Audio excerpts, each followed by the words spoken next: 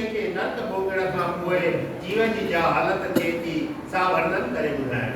मुनि कपिल देव चयो त हे माता, जेको मनुष्य जो जन्म पाए कॾहिं परमेश्वर जो नालो नथो वठे ऐं पशुनि पखियुनि ऐं ॿियनि जीवन जी जूड़ पाईंदो आहे ऐं 84 लख जूड़ियूं भोगे वरी इन मानुष्य जन्म में अचे थो, पर उहो काणो कुबो अंधो रोगी बदशिकिल या कंगाल थी संसार में झुकी रहंदो आहे ऐं जो मनुष्य संसार में खूबसूरत धर्मात्मा ऐं भगत ऐं शाहूकार ॾिसण में अचे तंहिंखे ईअं ॼाण त हिन स्वर्ग खां अची संसार में जन्म पातो आहे।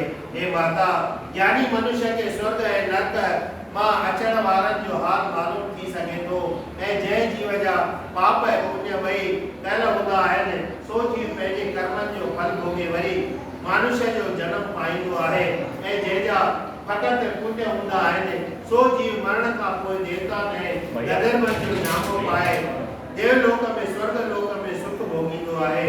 हे माता, हे जीव देवता दैत्य कुत्तो बिलो ऐं सुअर आदि के जिन जूड़ियुनि में जन्म पाईंदो आहे तिन जूड़ियुनि में परमेश्वर जी माया सां हमेशा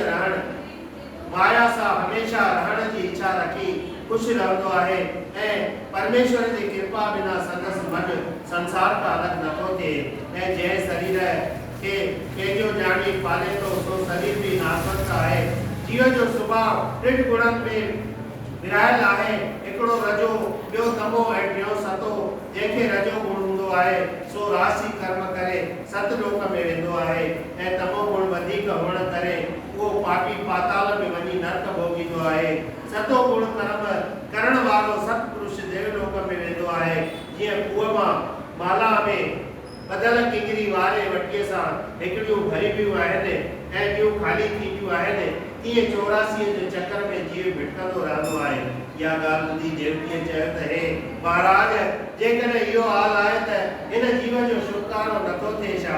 तॾहिं मुनि कपिल देव चयो त हे माता, जनम ऐं मरण जे चक्र खां छुटण जी तजवीज़ मां तोखे ॿुधायां थो सा कन लाइ ॿुध त सच ॻाल्हाइण, इंसाफ़ सां हलण, सभिनी जीवन जी रक्षा करण, बुरी संगत ऐं बुरनि कर्मनि खां पासो करण, जेके परमेश्वर जे उन ते राज़ी रहण, धर्म सां हॾनि जी कमाई करे पंहिंजो ॾींहुं काटण, परमेश्वर जे चरणनि में प्रीत रखण, कंहिं जीव खे न दुखाइण ऐं पर स्त्रीअ सां संग न करण, साधन संतनि ऐं ब्राह्मणनि जी शेवा करण, परमेश्वर जूं कथाऊं कीर्तन ॿुधण, परमेश्वर जे नाले जो भजन करण, वॾनि जी शेवा करण, पंहिंजे कर्म धर्म में लॻो रहण, इहो ई जनम मरण खां छुटण जो सवलो उपाय आहे। हे माता, जो जीव जनम मरण खां छुटी भवसागर पार लॻे वेंदो आहे पर उहो ज्ञान सत्संग करण खां सवाइ नथो मिले, तंहिं करे जीव खे महात्माउनि सां प्रेम रखणु घुरिजे। संसार में जेके पर स्त्री भोगे डड़, जुआरी चोर ऐं शराब खोर, चुगल कूड़ा लोभी ऐं पंहिंजे शरीर पालींदड़, पंहिंजे सुख लाइ धर्म छॾे था ॾियनि, अहिड़नि माण्हुनि जी संगत भुली बि न करणु घुरिजे। छो त जेको माण्हू पर स्त्रीअ सां संग कंदा आहिनि तंहिंजो ज्ञान ऐं धर्म ॿई नष्ट थी वेंदा आहिनि। तंहिं करे पंहिंजे कन्या ऐं भेण वटि बि अकेलो विहणु न घुरिजे, छो त कामदेव अहिड़ो बली आहे जंहिं ब्रह्मा जहिड़े सतपुरुष खे बि भुलाए छॾियो आहे।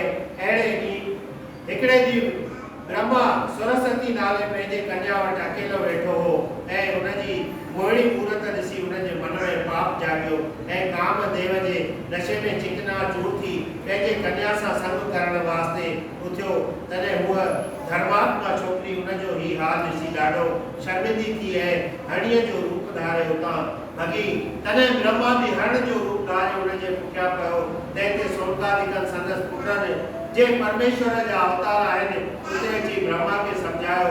तॾहिं ब्रह्मा शर्मिंदो थी उहो जामो पंहिंजो छॾे ॿियो जामो धारण कयो। हे माता, जॾहिं सॼे जगत जो पैदा कंदड़ ब्रह्मा बि कामदेव जे वस थी हिन हालत खे पहुतो, तॾहिं संसारी जीवन जी छा मजाल आहे जो कामदेव खे इहे बल खे रोके सघनि। ऐं जीव वाछूड़े जे लॻण सां वणनि जा पन ऐं गाहु तोड़े पुत्र उॾामण लॻंदा आहिनि, तीअं जॾहिं कामदेव पंहिंजो जोर हलाए थो तॾहिं योगिन ऐं ऋषीश्वरनि जो मन बि चालाकन थियण खां सवाइ रही नथो सघे। ऐं मुंहिंजी माया त ॿ रूप रखी संसार में पथरी है एकड़ी त जड़ रूप याने दौलत है भी चेतन रूप याने स्त्री इन्हने बिनी रूपन जे फन में फासी माण्हू ख़राब थींदा आहिनि। चेतन रूप वारी माया त छुटी भी सके थी पर जड़ रूप वारी माया नथी छुटे सके जंहिंजे मोह में सभु माण्हू रात की दर्शान आहिनि। ऐं जेकॾहिं को चवे त मनुष्य चेतन रूप की जड़ रूप में कीअं फासंदो उन जो जवाब हीअ आहे त जीअं कोई रागीदड़ जंग में बीन वॼाए ॻाए त सदर सुर जे आलाप ते हरण आदि के जंगली जनावर मोहित थी वटस दौड़ी अची बीहंदा आहिनि